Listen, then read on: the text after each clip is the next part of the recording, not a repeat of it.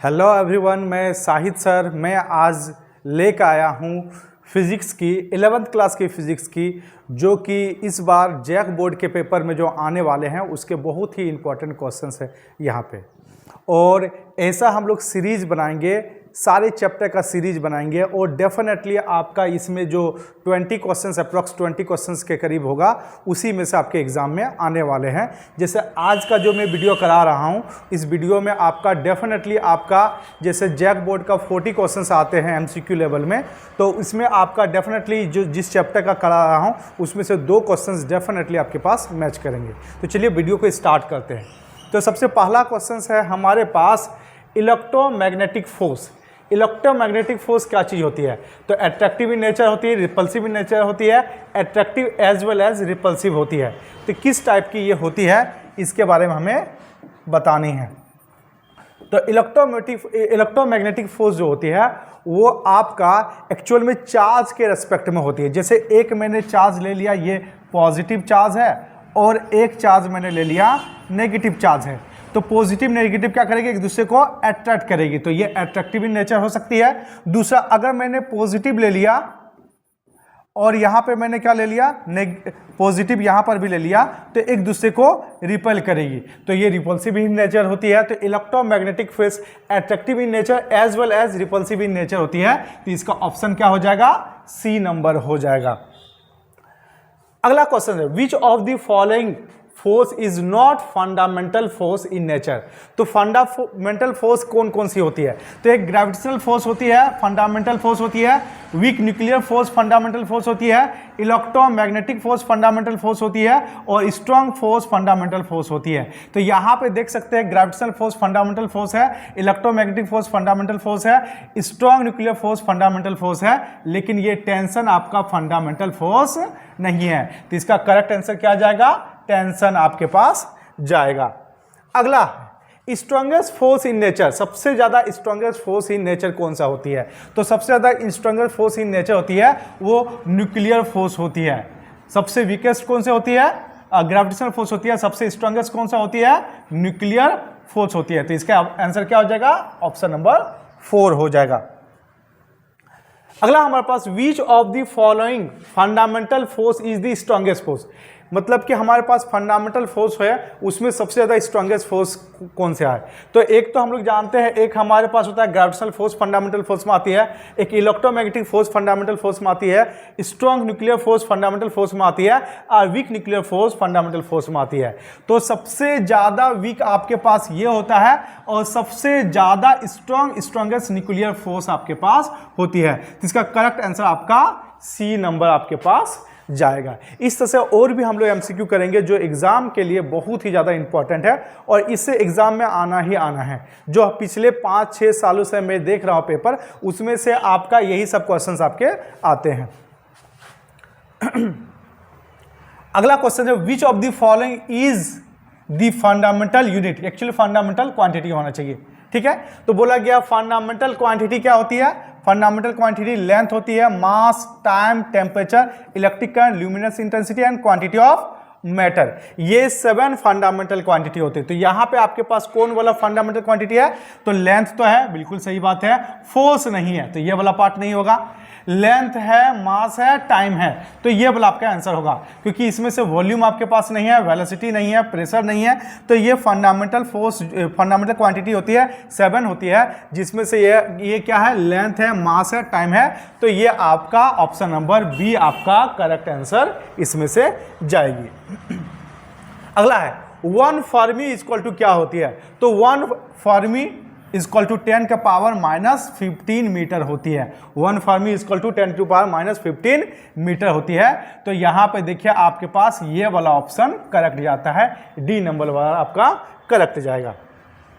अगला है, 1 Newton is equivalent. 1 Newton कितना क्या होती है? तो 1 न्यूटन किसका यूनिट है? एसआई यूनिट हम लोग बोलेंगे। न्यूटन फोर्स का यूनिट क्या होती है? न्यूटन होती है। फोर्स का एसआई यूनिट क्या होती है? न्यूटन होती है। और यहाँ पे डाइन में दिया हुआ है, डाइन जो होती है वो सीजीएस यूनिट होती है। क्या होती है? सीजीएस सेंटीमीटर ग्राम सेकंड होती है।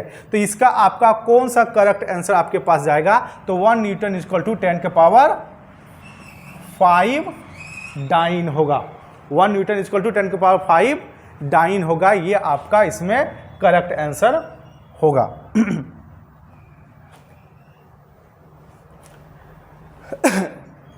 1 माइक्रोन इज इक्वल टू 10 के पावर -7 होती है। 1 माइक्रोन इज इक्वल टू 10 के पावर -6 मीटर होती है। तो इसका कौन सा करेक्ट आंसर होगा? इसका वाला सी वाला करेक्ट आंसर होगा। अगला है 1 AMU atomic mass unit is equal to क्या होती है? तो इसका ये वैल्यू होता है 1.66 इंटू 10 के पावर -27 होती है। तो इसका करेक्ट आंसर क्या जाएगा? बी आपके पास जाएगा। ठीक है। अगला 1 नैनोमीटर क्या होती है? 1 नैनोमीटर इज इक्वल टू आप बोल सकते हैं 10 के पावर -9 मीटर। तो यहां पे आपका ऑप्शन डी आपका करेक्ट आंसर इसमें से जाएगा। SI unit of work is joule and its equivalent. तो वर्क का अगर यूनिट SI यूनिट अगर बात करें तो ये होता है जूल होता है। लेकिन अगर CGS यूनिट बात करें तो क्या होता है? आर्ग होता है। तो वर्क का SI यूनिट जूल होता है और CGS यूनिट अर्ग होता है। तो 1 जूल इज इक्वल टू क्या बोल सकते हैं? 10 के पावर 7 आर्ग आप इसको बोल सकते हैं। तो इसका आपका करेक्ट आंसर क्या जाएगा? डी वाला आपका करेक्ट आंसर आपका जाएगा। अगला क्वेश्चन है 1 लाइट ईयर क्या होती है? मतलब लाइट का जो पार्टिकल्स है 1 ईयर्स में कितना डिस्टेंस ट्रैवल करती है? कितना डिस्टेंस ट्रैवल करती है? 1 लाइट में 1 ईयर में लाइट का पार्टिकल 1 साल में कितना डिस्टेंस ट्रैवल करती है, उसी को लाइट ईयर बोलते हैं। तो 1 light year is equal to होता है 9.467 इंटू 10 के पावर 15 मीटर होती है। तो इसका करेक्ट आंसर आपके पास क्या जाएगा? ये फर्स्ट वाला आपका इसका करेक्ट आंसर आपके पास जाएगा। अगला है 1 पार्सेक। 1 पार्सेक मतलब कि अर्थ का और सन के बीच में का एंगल कितना हो जाएगा? 1 सेकेंड का हो जाएगा।